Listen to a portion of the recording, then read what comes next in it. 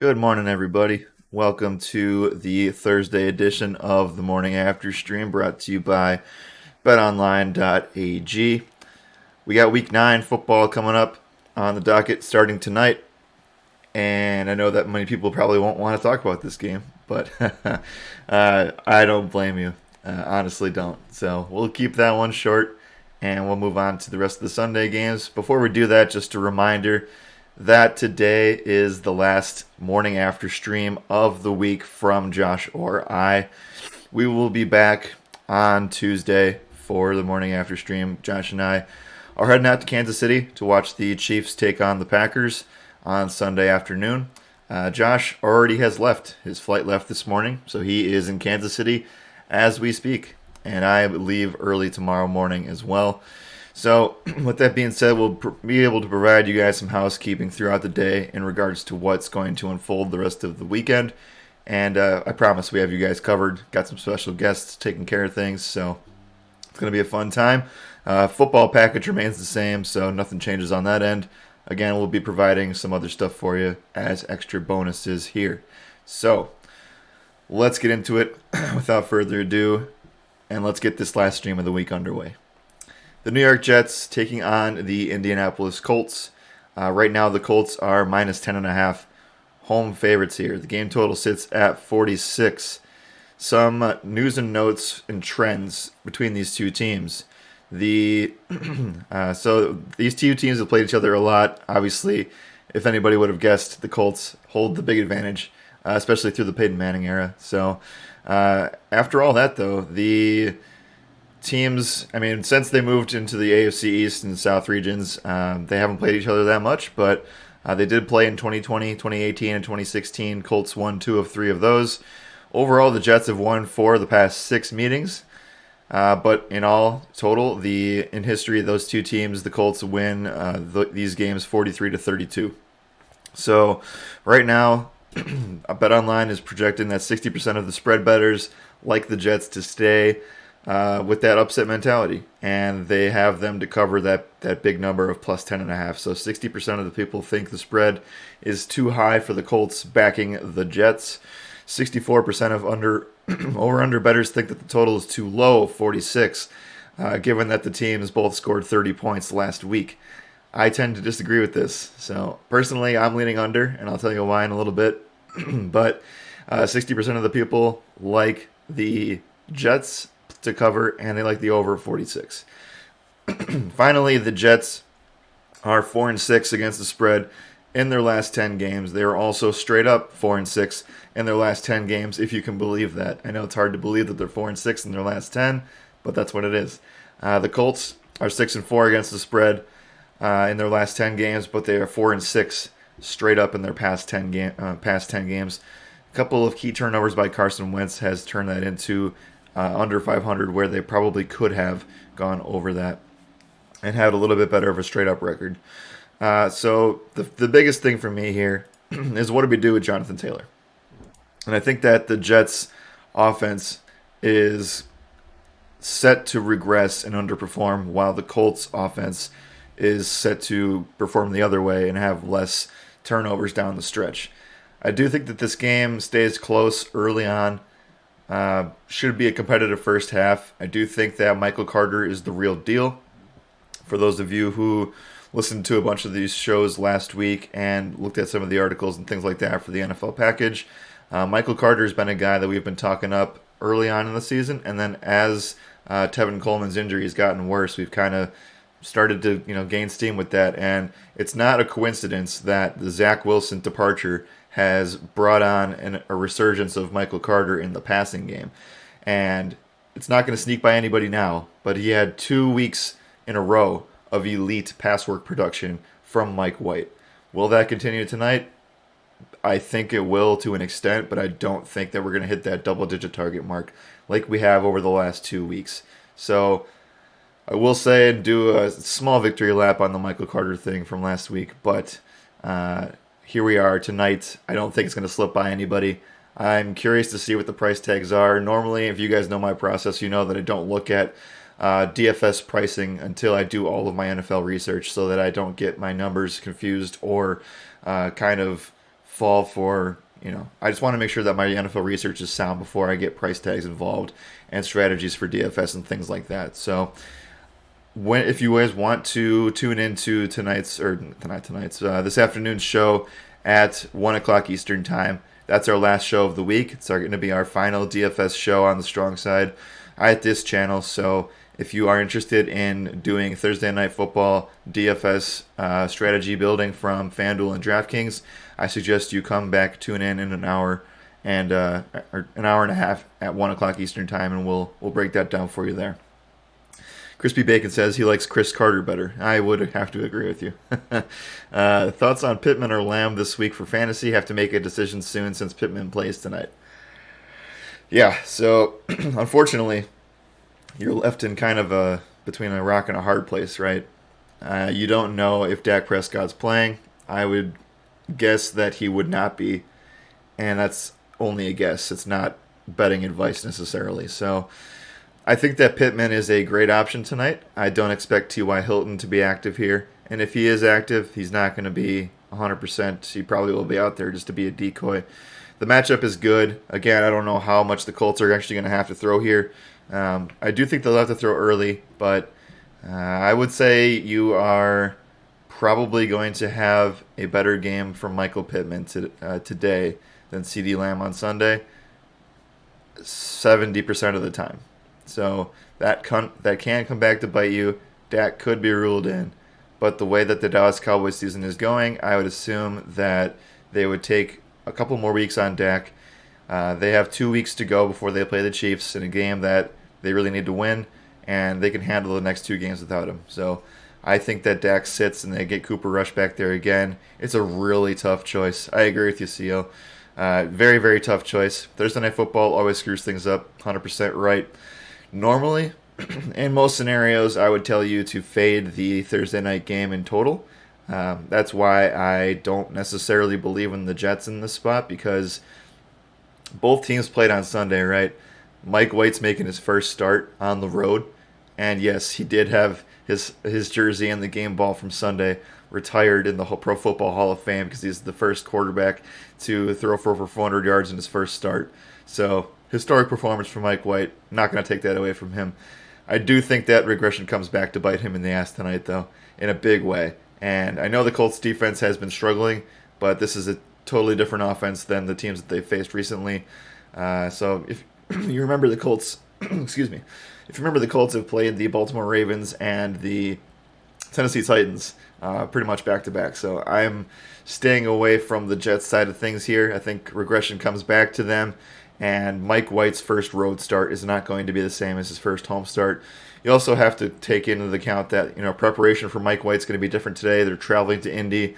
They also have 3 days of practice, which they probably only practiced for one of those days, and now the Colts have an extra game of film to watch him. So I think that the Colts defense will be able to make adjustments in the second half, and I could easily see this game underperforming to a very large degree. So I like the under of 46.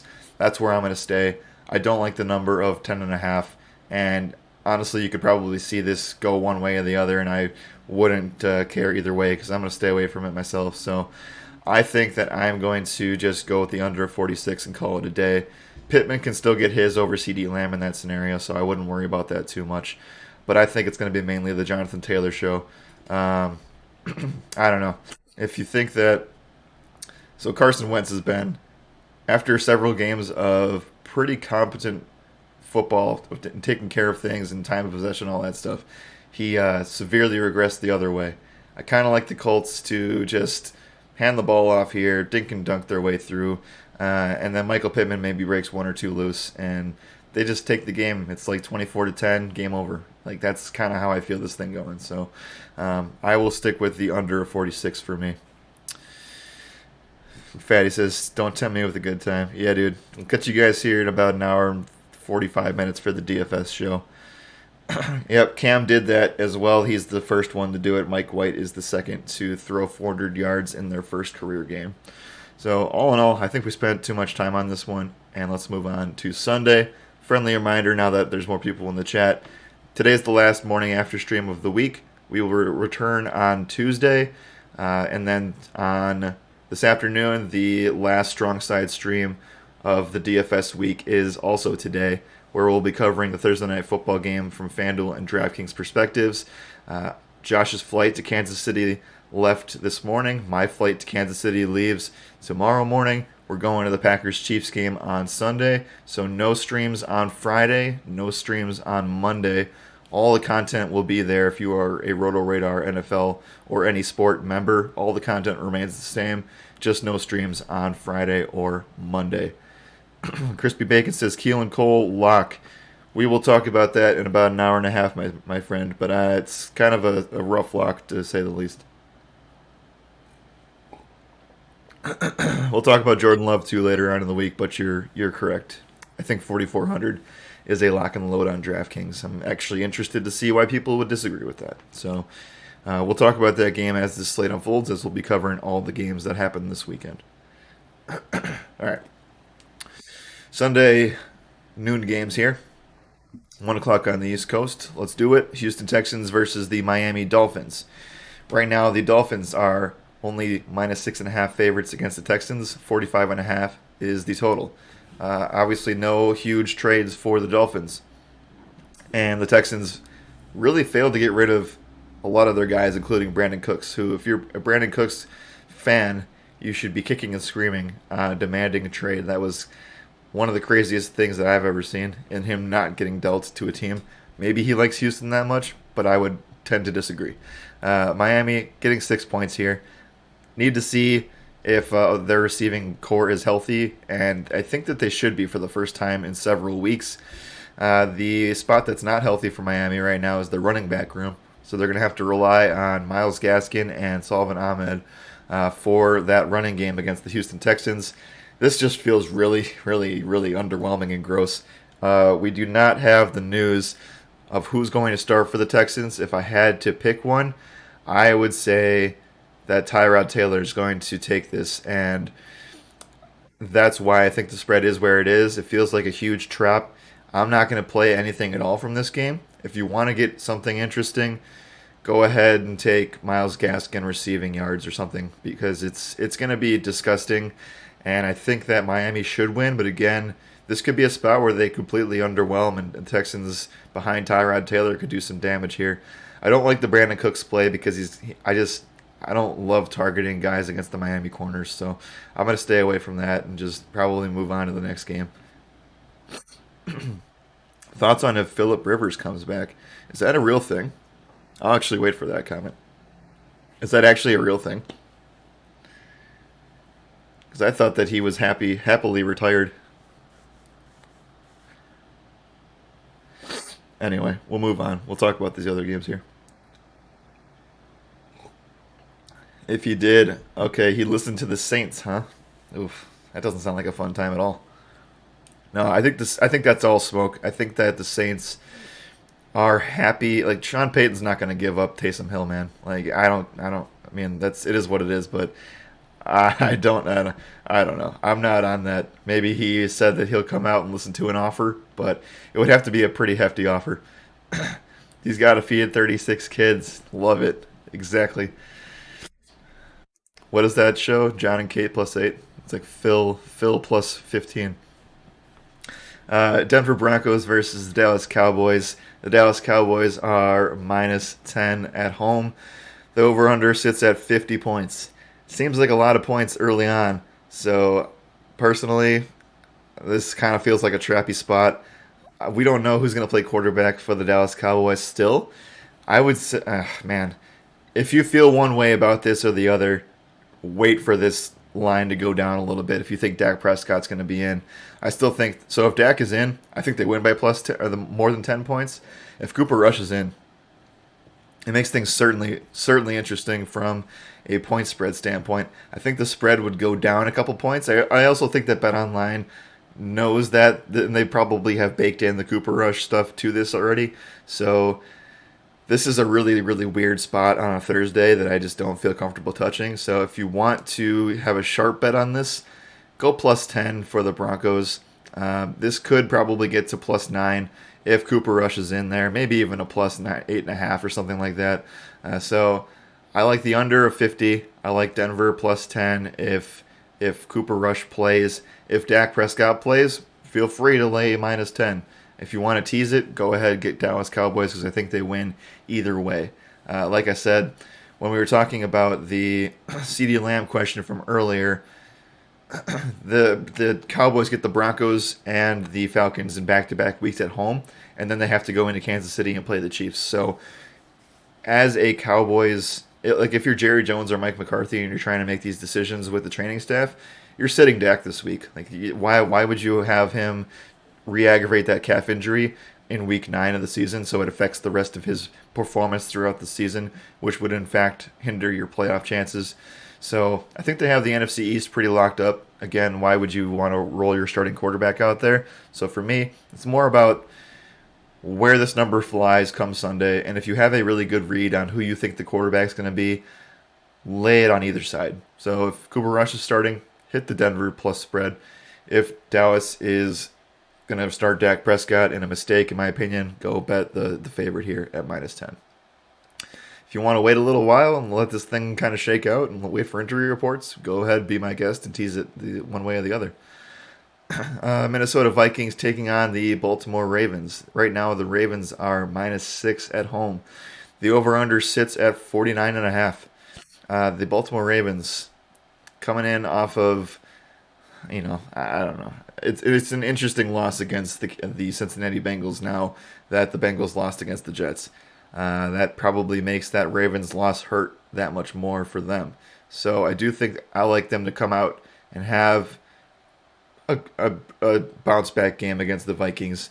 The defense is the biggest thing that scares me for a Vikings fan.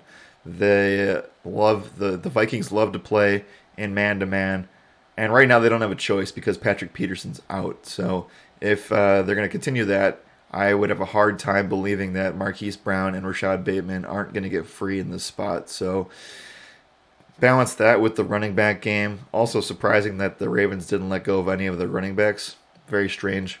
Anyway, I guess why would they if they're up in the standings where they are? So if I were to pick one side of this thing, I would actually pick the over of 49.5. I like the Vikings to score points here. I think Dalvin Cook's going to have a bounce back game. The receiving game and the passing game should get things done. Don't look at the stuff from last week for the Vikings. I think everybody knows by now that Kirk Cousins underperforms in prime time, and they're going to have a bounce back week as well. I think that 6 points is a little bit too much in this spot. I think that if any Vikings game the last couple seasons has taught us anything, it's that this game's going to come down to a fourth quarter, last second score. So personally, I don't want to rely on a last second touchdown for the Ravens to put them up by 7 points. And as much as I love Justin Tucker, relying on an extra point these days for a spread is the scariest thing in the world with how kickers are doing this season. So give me the over of 49.5 in this Vikings-Ravens game. I expect it to be close. I expect it to be down to the wire. I also think that, like you said, the Vikings always going to make things really close in a one-score game. So give me the over of 49.5 to eliminate the risk of getting backdoored either way. Okay. New England Patriots taking on the Carolina Panthers. Right now, the New England Patriots are minus 3.5 on the road. The game total sits at the lowest on the board at 41. The only game that comes close at the bottom of your screen is Atlanta versus New Orleans. The biggest news coming out of here is that Sam Darnold is dealing with concussion-like symptoms still. He has not been cleared to go yet. I'm getting some texts and stuff and things from my friends about Aaron Rodgers. Can you guys give me that in live time, please? I want to react at the chat, and we'll get to that as soon as those comments start to come in. Apparently, Rodgers has made some statements over the course of the last couple minutes here. Anyway, as that news comes in, the New England Patriots here coming in as minus 3.5 road favorites. The big story is that Sam Darnold is probably not playing, and they're going to rely on XFL star PJ Walker to fill in for the Carolina Panthers. We saw this happen a few times last season. It went well once, and then from there, it didn't. So I think that this Carolina Panthers team is going to struggle again, and I like the under 41 here, actually. I think that there's going to be limited scoring. It's going to be like, I don't know. I know this is more of a sweat if I give you this final score, but a 20 to 17, 21 to 14 type of outing would not surprise me in the slightest. So I think the New England Patriots come in. They've been a much, much better road team than they have at home. I actually don't think that they've won a home game yet. I believe they're 0-3 in New England, and they are 4-1 on the road, 3-1 on the road, one of those. So Patriots are playing better on the road than they are at home. They're going to take away who I think, and this is kind of conflicting, right? Because the other big news is that Christian McCaffrey comes back for the Panthers, and if he's coming back 100%. And even if he's not 100%, they're going to give him 100% type of workload, right? And by that I mean, he's going to get like 85% of the running back touches, and they'll give Chuba Hubbard like 5 touches total during the game. So if the Panthers bring back McCaffrey, Bill Belichick's going to sell out and try to stop that. And I think that there will be more times than not success in that strategy. Can Christian McCaffrey still have a good DFS game? Yes. We'll talk about that as the podcast rolls on from that. See nothing new from Rodgers? Okay. Not a problem. Could just be some home stuff going on. Maybe some random crap that I get. I don't know. I get so much texts from my friends about football. It doesn't even... Because you guys know that... I'm sure that you guys know that you're probably the smarter guys when it comes to... Like, you're the guys that your friends go to for NFL stuff. And when you get stuff from your friends that's like 8 hours old, 24 hours old, 2 days old, you're like, yeah, dude, that happened like 5 weeks ago. So I'm sure that's probably what it was. Whatever. Either way. Let's go and talk about the rest of this game here. Patriots, while they have nothing special necessarily cooking on the offensive side, Damian Harris has looked all right. Jacoby Myers has looked all right. Kendrick Bourne's actually taken a step up. And I don't know. I mean, Mac Jones has looked really good on the road. So I actually backed the Patriots here, -3.5. I think that's a solid bet. The over-under is certainly interesting from a total perspective, so I'll probably stay away from that. New England -3.5 looks fantastic. If there is something that comes from Rodgers or any sort of NFL news, feel free to let me know always, guys, in the chat, and I'll make sure to shout that out. Crazier things can happen this week still. I don't think that we've seen the rest of the news this week from all of that side of things, so we'll see how it goes. But right now I'm taking the Patriots -3.5 here, and we'll call it a day on that one. Buffalo Bills taking on the Jacksonville Jaguars, -14.5 for the Buffalo Bills on the road. 48.5 is the total. Jacksonville, don't really have faith in them anymore. I never really did in the first place. The one time I did was against Miami in London. So 14.5 is a huge number to cover, but the Bills have shown time and time again that they've been able to cover in situations like this. Even in Miami, when things looked bleak, I would still believe they came out and were able to cover against that team at the end of the day. So getting Jacksonville plus 14.5 feels very trappy. If you want to tease that, it's still really, really scary. Because honestly, the Buffalo Bills could cover 3 scores here. They could. They could cover -17 if they tried. So I think that last week Miami's played them tough, and that was to be expected. But I expect that the Buffalo Bills should roll over Jacksonville here fairly easily. And the 48.5 does not make me feel any more comfortable about this game. Again, we're always trying to rely on the underdog to help us out with these over-unders, and I just don't think that Jacksonville puts up more than 14 points. So I'm going to go ahead and say that this game is a complete wash for me. I'm interested in seeing what player props are for certain sides of this.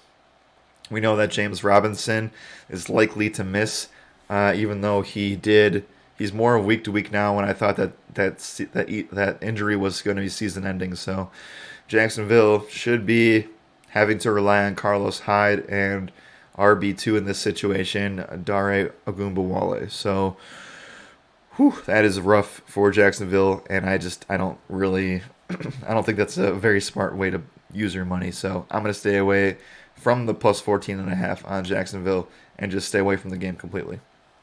Cleveland Browns taking on the Cincinnati Bengals. Right now, the Bengals are a -1 home favorite here. Game total sits at 47. It's worth noting that if this game were at a neutral site, that the Browns would be 2-point favorites. That's the kind of the way that the NFL spread betting works. Basically, BetOnline and the sports books give the home team 3 points for home field advantage. Now, does Cincinnati really have home field advantage going up against Cleveland? You can argue yes and no, but I think that there will be a lot of Cleveland Brown fans here. It's very interesting what's going on with the Cleveland Browns. There's really not much going on in the Bengals camp right now. I'm kind of surprised the Bengals didn't make more moves to kind of bolster their defense moving forward for the rest of their what could be a pretty awesome playoff run for them. Cleveland Browns, on the other hand, have done the exact opposite and have drawn the most attention to themselves over the course of the last couple days. OBJ officially off of this Cleveland Browns team. I would expect them to actually say that he's off the 53-man roster today because they have to start kind of making those news and notes for the weekend. So Cleveland Browns, I expect them to kind of, like, they won't waive him, but they're keeping him on the roster, and it's so strange. So I don't know. Who knows what's going on with the OBJ stuff? The main thing to note here is that he's not in the locker room this weekend.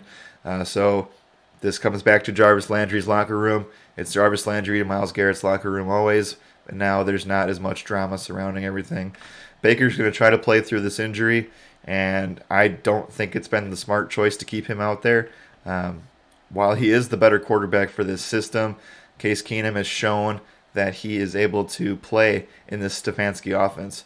And as long as they're able to continue running the ball effectively, they should be able to be just fine here. I do think this game actually is a sneaky shootout, and it honestly could go either way. These two teams play each other really tough no matter what their individual records are. Now that they're both, Cleveland's are they a 500 team? I think they are. Anyway, now that they're both not sub 500 teams, this should be a very, very interesting game to watch. I like it a lot. Fantasy, it's kind of different a little bit. I mean, if you want to get cute and game stack this game, by all means, go for it. I don't love the matchup for the Bengals on offense. The secondary for the Browns is bad, so there's one dub there. But when it comes to the running game and when it comes to the Browns defensive line versus the Bengals offensive line, that's a really, really tough task. And Joe Burrow's going to have to get that ball out quick. So I think that the Cleveland Browns could do some disrupting on defense.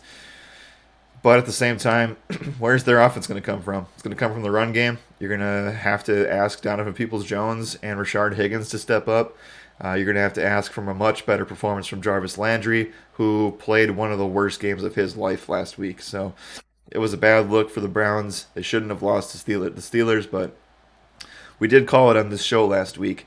If we had Baker Mayfield starting for the Browns, that was going to be a loss for them. So I kind of feel the same way in this regard. I do think the Bengals come out and they do win by a field goal or so in a very, very close game. It could underperform. It could be very low scoring and pretty sloppy, and just kind of AFC North dirty, as they like to call it. All those games kind of end up doing the same thing. So I like the Bengals -1, and that is mainly because I don't trust a Baker Mayfield-led Browns offense right now. So give me Cincinnati -1 here. If you want to tease something, tease the under and try to get a little bit more on that. So if you can get like the under of 50, that might be the way to go. I'm going to go with the Bengals here, -1, and we'll call it that way. Grab some coffee here. Thank you guys for hanging out. Appreciate you coming to hang out while I run solo on Thursday. Again, if you want to listen to the DFS show for the Thursday night game, it's going to be live here at 1 o'clock Eastern Time in about 90 minutes. So check back in, and we'll talk Jets and Colts. But back to this game, back to this slate now. We have the Raiders taking on the Giants. The Raiders are -3 here on the road. The game total sits at 46. I'm not going to address the Henry Ruggs stuff. You guys all know what it is. If you don't know, you have the internet at your disposal. So I'm not touching that. And for that reason, I'm not touching this game in general. If you were to have me ask me what bet I like the most for this Raiders Giants game, I'm taking Raiders -3. I just think that they're the better team. The New York Giants are coming off of a short week on Monday Night Football. Daniel Jones only has 3 days to prepare for this game. The one downside here always is the fact that there's a West Coast team flying into an East Coast matchup at a 1 o'clock time zone. So I'm not too stoked about that. That's technically 10 o'clock in the morning on the West Coast. So I'm not a huge fan of that always, but the Raiders could come in and just, comfortably win the game. We got to keep an eye on injuries from Darren Waller and Josh Jacobs. So right now, I still lean -3 for the Raiders, while the Giants continue to really struggle to keep their offensive pieces healthy. Saquon Barkley, we'll see what his status is. I know he tested positive for COVID, and then it was deemed a negative. He's still dealing with ankle injuries. The only healthy receiver right now is Darius Slayton. Kadarius Toney's dealing with a hand injury, also still nursing that ankle. Sterling Shepard re-aggravated his injury, and he's going to be doubtful for this week. Kenny Galladay is going to miss again. If you're relying on Devontae Booker and Evan Ingram and Darius Slayton to beat this Raiders team, I just don't think it's enough. So give me the Raiders -3, no matter what happens with their offensive pieces. So let's move on. Let's talk about Atlanta versus New Orleans. New Orleans is currently a -6 home favorite here. The game total sits at 41.5. I really wish that I would have picked this total a lot earlier in the week when the game first posted. I would like to see what it posted at, but if it was like 45 or something, I would have smashed the under because personally, I think that Taysom Hill should not be the starter, but Sean Payton thinks otherwise. Why would you give Taysom Hill the starting role after Trevor Siemian came in and played an excellent 3 quarters of football to beat the Tampa Bay Buccaneers? I know the Bucs shot themselves in the foot with penalties and an underperforming offense, but at the same time, you got to give credit where credit's due. Trevor Siemian played his heart out. The Saints played their hearts out on offense and defense, and they stuck behind their quarterback after Jameis Winston went down. So, personally, I don't think Taysom Hill should be starting, but I'm not the head coach of the Saints. So I believe that Taysom Hill will get the starting nod after he clears concussion protocol this week. So that's why I think BetOnline has the Saints as -6 favorites like they do. The game total sits at 41.5. If there's one thing we know about a Taysom Hill Saints offense, they will play slow, they will run the ball a ton, and the total will always go under. So 41.5 is a really, really tough pill to swallow when it comes to taking an under, but could happen. I think that this could be a game where 20-17 isn't enough for the total points. So I kind of lean towards the Saints defense stymieing the Atlanta Falcons without Calvin Ridley, and I think that this could be a really, really sloppy NFC South matchup that underperforms to an extreme. Alvin Kamara gets severely, severely hurt in a situation where Taysom Hill is the QB. We saw it last season several times. Alvin Kamara was basically unplayable when Taysom Hill was the quarterback. If that's the case, stay far away from this game. Don't touch it at all. If Trevor Siemian's in, I think that there's a ceiling for Alvin Kamara here. I'd be interested in some props for Kamara. But Taysom Hill's offense is just not the same. And if it's anything like last year, I have no faith in this team. So I'm staying away from the game until we know further. And if Taysom Hill is for whatever reason ruled out and Trevor Siemian's in, I actually kind of like the over of 41.5. So give me that all day if that's the situation. Okay, that finishes off the afternoon slate of things. Now it's time to talk about these later afternoon games. The LA Chargers taking on the Philadelphia Eagles. Right now, the Chargers are -1 are on the road here. The over-under sits at 50. The Chargers kind of underwhelming the past couple of games. They lost to the Patriots at home. And then the Eagles on the other side of things put up their most impressive performance. However, that was against the Detroit Lions, who are 0-7. or maybe they're 0-8 now. I can't even keep track of how many losses they have. So this should be a fun game to do from many angles. I actually like the Chargers -1 here. It's not a situation for this team like it is for the Raiders, where they have to fly west east for a 1 o'clock game. The Chargers still get a couple hours to kind of get themselves in the groove on the East Coast. So I'll be back in the Chargers -1 here. This probably gets to a -2 spread towards kickoff. So get this while you can at -1. If you want to tease them and get plus money on the Chargers, you can do that too. You can do the over/under of 50. I don't mind that. The Philadelphia Eagles are a very, very strange team to get right always. The Chargers are a team that does not like to give away the big play.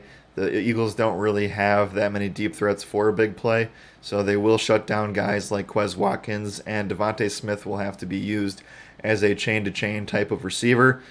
So for me, I'm going to stay away from the Eagles here. The one thing that is interesting to me always against the Chargers, the way Brandon Staley's defense plays for the Chargers, they, like I said, don't allow big plays, but they allow teams to run all over them. So I don't mind getting props on guys like Boston Scott and Kenneth Gainwell.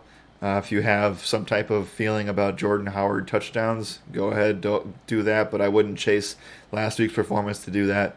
But Jalen Hurts, while his rushing prop is probably around the 60, 70-yard mark, I would take a stab at it for a half a unit if you really feel like you want to hit something in this game as far as props go.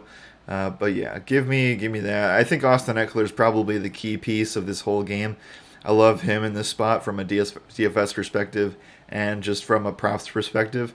So if you don't feel comfortable betting Chargers -1, at least get some action on Austin Eckler total yards. Maybe you want to do receiving yards. Maybe you want to do receptions in total. I think the game stays close, and I think that Austin Eckler is the main difference and the X factor for the Chargers. So I will go ahead and get some updates here from the chat. Hill is a runner. He definitely is.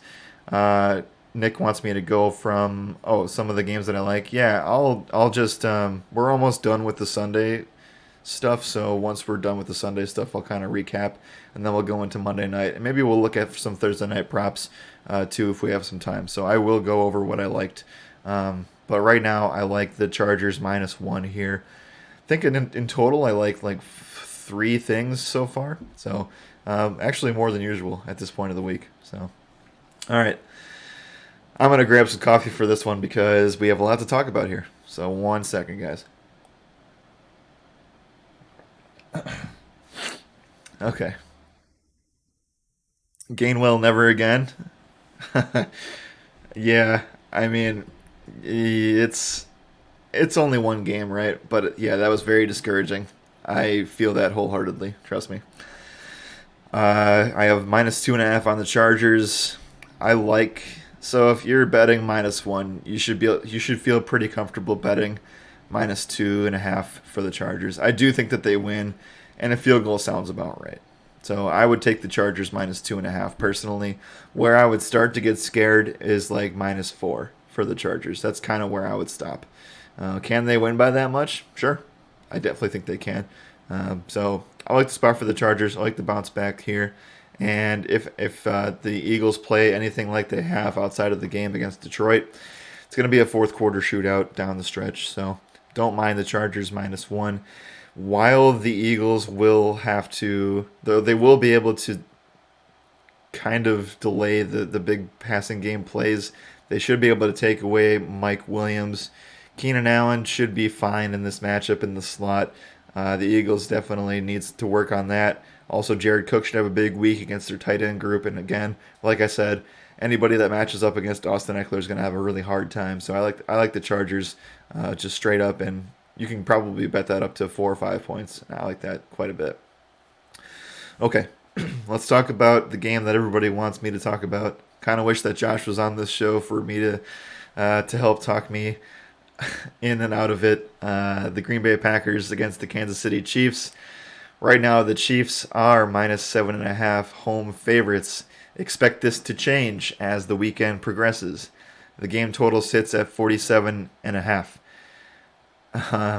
So, for starters, the Chiefs actually opened up here as -3 home favorites last week at this time. That when this game was put on the board, the Chiefs were the opening favorite at -3.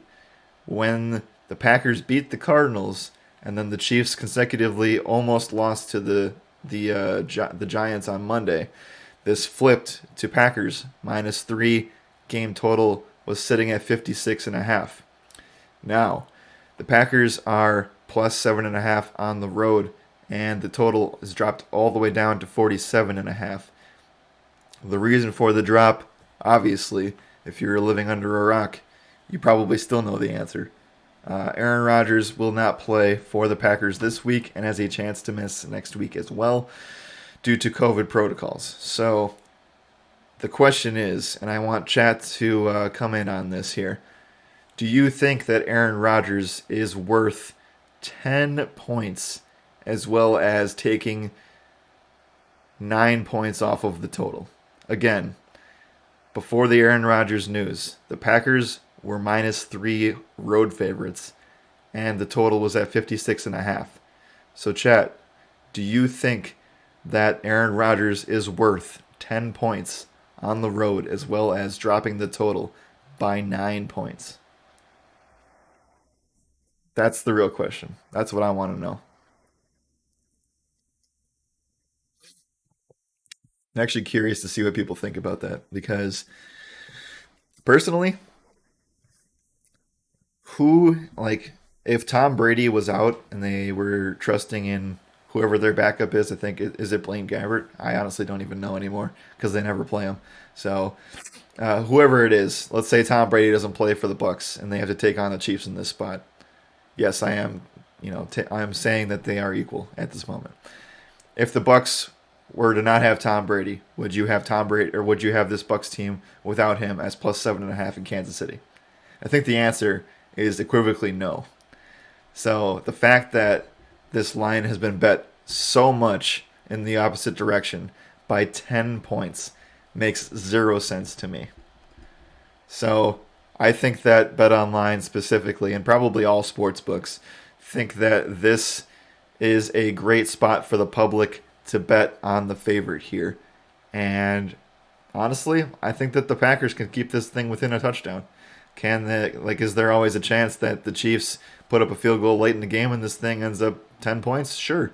But, we saw Rodgers do it without his weapons, and he lost his best tight end in the last game against the Cardinals. And while the Cardinals did lose DeAndre Hopkins and they, had some miscommunication at the end of the game, you can't take anything away from the Packers in that game against Cardinals last week. So everybody knocked them out of that game. Everybody said, nope, there's no way no way the Packers are going to win here on the road.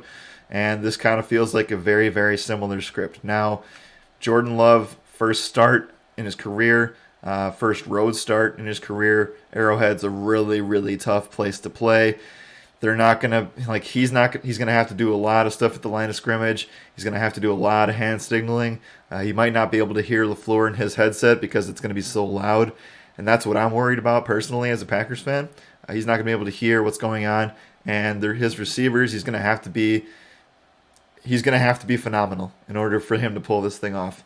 And I think that there's a scenario where he could be. A lot of us would like to believe that the reason that we've held on to Jordan Love for so long is for moments like this, and this is the true test of whether or not that draft pick stands the test of time. So I think it's a really, really tough environment to play in. I also think that he's kind of lucked out, and he gets a Chiefs defense that almost lost the game against the New York Giants last week. And if it weren't for a couple things going the Chiefs' way late, Kansas City could be coming in after a loss on a short week. So Packers, don't forget, they have a chance to activate David Bakhtiari. They have a chance to activate Marquez Valdez-Scantling. Allen Lazard should be good to go. Devontae Adams should be active off the COVID list here shortly.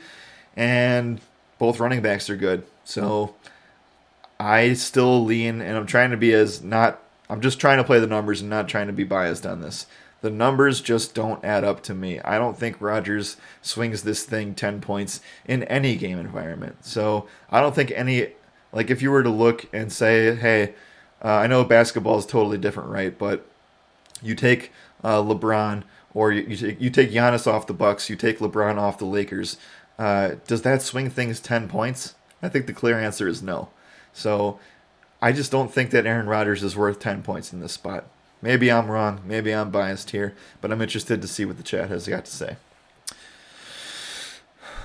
Nick thinks that Vegas thinks the public does. Agreed. I agree. I think that all of the sports books are kind of baiting people to take the Chiefs in this spot, and that 7 looks pretty juicy. So Packers looked good last week with their practice squad. Agreed.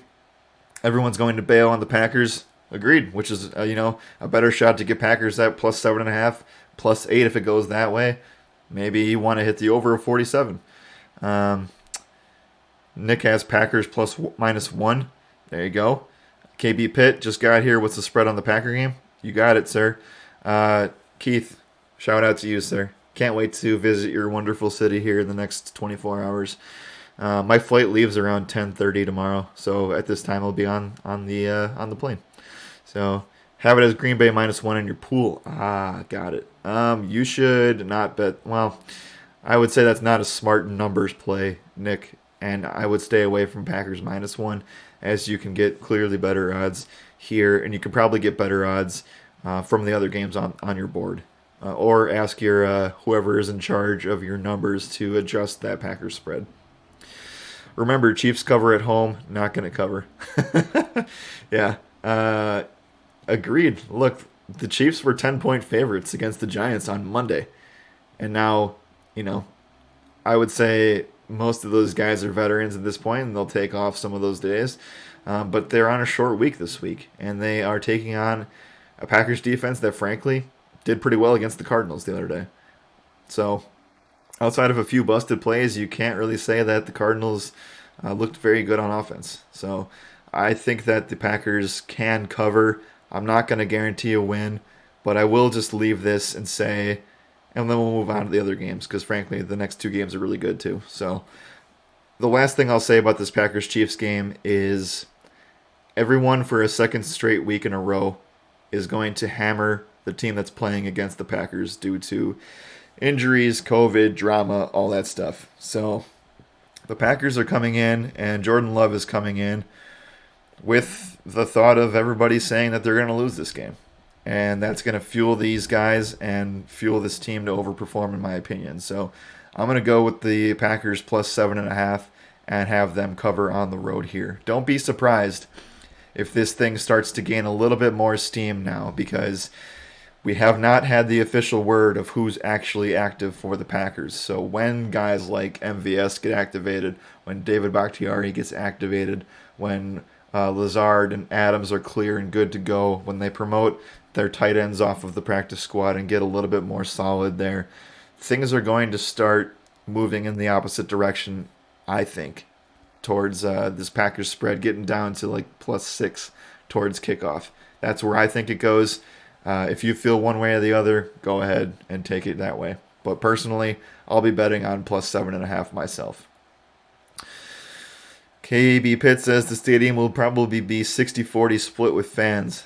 I mean, Packers fans travel well. I would not be surprised at that, but I also would understand.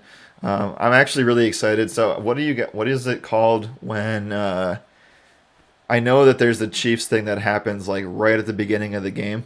Is that like similar to the Tomahawk Braves thing?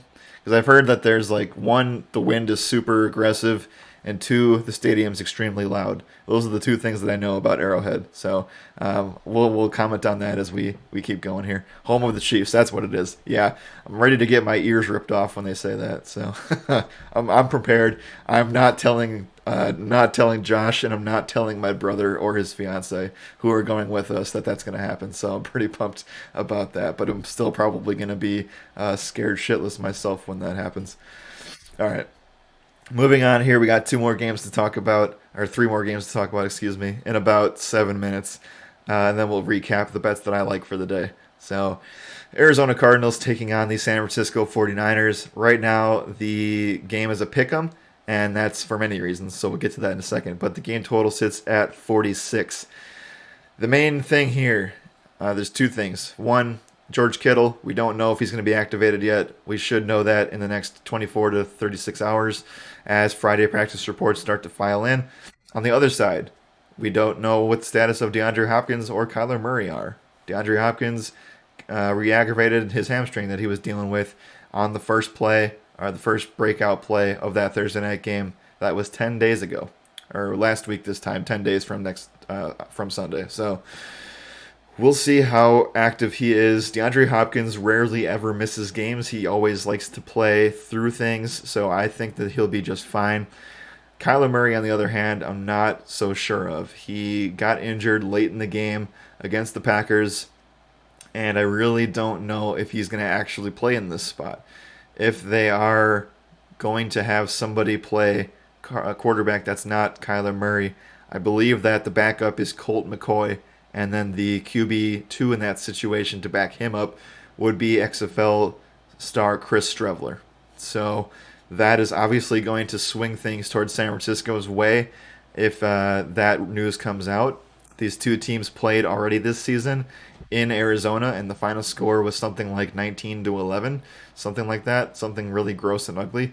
And if not for a impressive goal line stand against Trey Lance on the play that he got hurt, the San Francisco 49ers could have won that game. So these two teams are going to play each other really, really close. J.J. Watt out for the year. With that injury, the Cardinals defense just didn't look like they were just being pushed around against Green Bay. And playing in San Francisco is certainly going to be a little bit a different pace of change of pace for this Cardinals team. You know, both of these teams are looking for a bounce back. San Francisco looked really good against Chicago, and it's going to be very interesting to see how it plays out. Right now, I can't say which way it's going to go, but right now I lean with the San Francisco 49ers as a pick'em. So if you have any news or notes about Kyler Murray that you think that you can bet this thing on, go ahead, take San Francisco, tease them. Maybe you can get them at -3 here, or +3, excuse me, if you want to bet the opposite way. Give me the 49ers here. I think they're going to be able to roll. And if they start anybody but Kyler Murray, this thing's over. It's going San Francisco's way.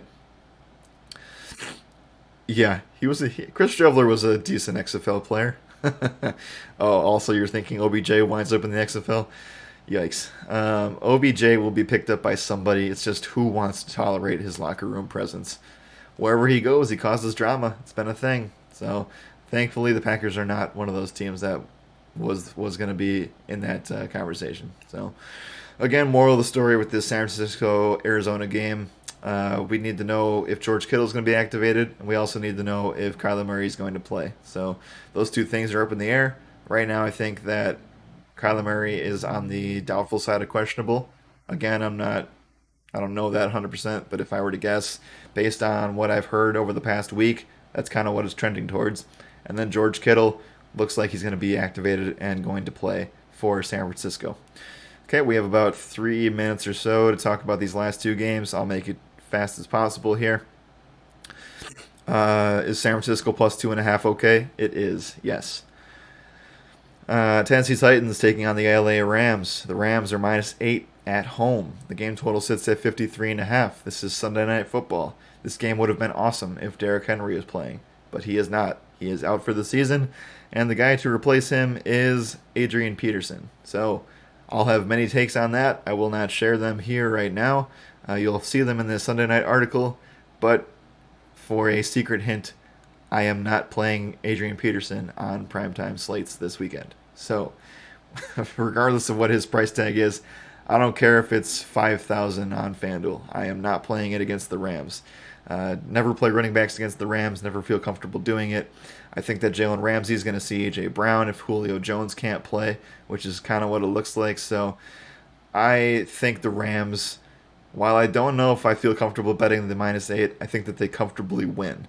So the Titans' secondary and defense is just bad. I know that they've played better recently. I know that they've won 3 games in a row against really tough opponents. I don't care. This is where this stops. I think that the Rams are comfortable. A comfortable tease here. You can get them at -5. I don't know if I would bet them -8 necessarily. That kind of feels like a late touchdown, backdoor cover type of situation for the Titans. So I'm not gonna bet that myself. It should be a really fun game from an NFL DFS perspective, though, because a lot of people are going to chase these running backs for Tennessee, and I just don't think it's a good idea. Okay, let's go ahead. Let's wrap this thing up. Let's talk about the Chicago Bears taking on the Pittsburgh Steelers on Monday Night Football. Right now, Steelers are -6.5 here. The game total sits at 40. We just saw Justin Fields and the Bears play a pretty competitive game against the 49ers. One of the more competitive games they've had all season. I think Justin Fields is starting to feel a little bit more comfortable in his offense. The passing stuff is still not there, but we saw him pull off a few very impressive runs against a really good defense in the 49ers last week. So if it weren't for late Jimmy G heroics, I do think that the Bears could have won last week. Still a really tough spot to bet them +6, though. I think the Pittsburgh Steelers have the better offense. They have the better skill players. Najee Harris and Deontay Johnson should be able to feast in these matchups. And yeah, I don't love anything about this game. The total's ugly. The spread's ugly. Maybe we'll get more injury news as the week moves on for both of these teams, but I'm staying completely away from Monday Night Football, and we'll just play it from a DFS and props perspective. So, with that being said, we've reached the hour mark on the stream. We're going to go back and recap my favorite bets of the week here. This is not including props. If you want props, please sign up for the NFL product. I give my favorite prop plays, sides, and totals every single week in my article for the main slate. If you want to sign up, you can go to rotoradar.net/NFL, and we'll give you 50% off your first week or month using the code STRONGSIDE. That's STRONGSIDE at checkout. Again, StrongSide gets you 50% off your first weekly or monthly subscription for the NFL package. Shout out to our guys at betonline.ag for allowing us to do these shows, as well as include our best sides, props, and totals for the week every single week. So, with that being said, I have nothing that I like in this Thursday night game to recap. And then when it comes to Sunday, I'm staying away from Houston, Miami.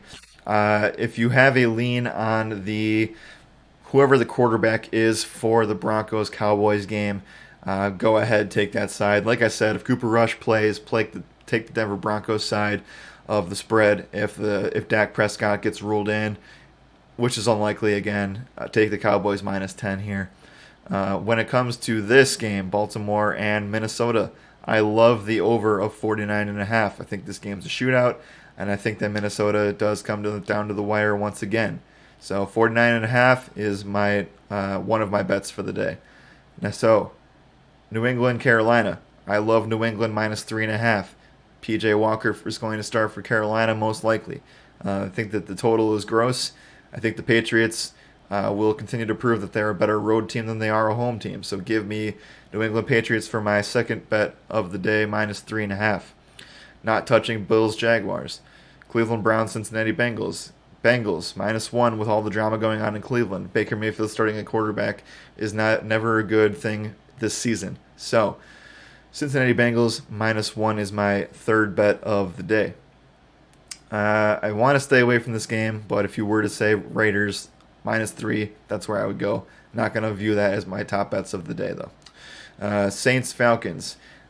Don't really love this game at all. I think that Taysom Hill ruins everything for any NFL team. So they're going to grind out, get a really disgusting, sloppy win. This game's going to be low scoring. However, 41 points is really low in the first place, so I'm staying away from it entirely.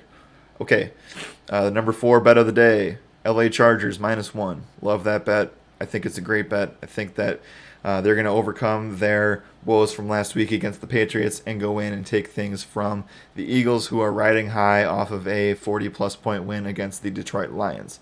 So, again, my number 5 play of the day, and fifth and final play is Green Bay Packers +7.5, taking on the Kansas City Chiefs at home without Aaron Rodgers. So that's one of the more contrarian bets of the week, probably, that you'll see from the public, that you'll see from any television broadcast. I don't think anybody backs the Packers this week, and I would not be surprised to see them cover this and have a possible chance at winning the game on Sunday. So I appreciate you all for hanging out. Again, if you want to talk Thursday Night Football, I'll be live in 55 minutes on this stream for the strong side. We'll talk FanDuel and DraftKings for Colts, Jets. Bring all the hot takes. Bring all your favorite plays. We'll talk about it, and that'll be the final stream of the week. For those of you who didn't catch on earlier in the day, I'm running solo today because Josh and I are going to Kansas City. Josh is already there this week today.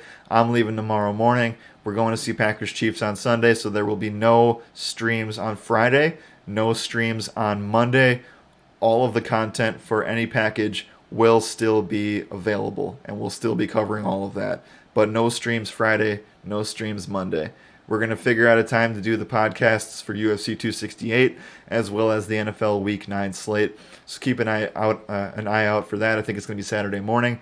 And then, we'll see you guys here in about 55 minutes for the Strong Side stream, which is going to be the last stream of the week. So again, bring the hot takes, bring all the coffee. I'm going to need it. It's going to be a long day, but we're here, and we're going to do it for you guys. So we'll catch you all here in a little bit. As always, good morning and good skill.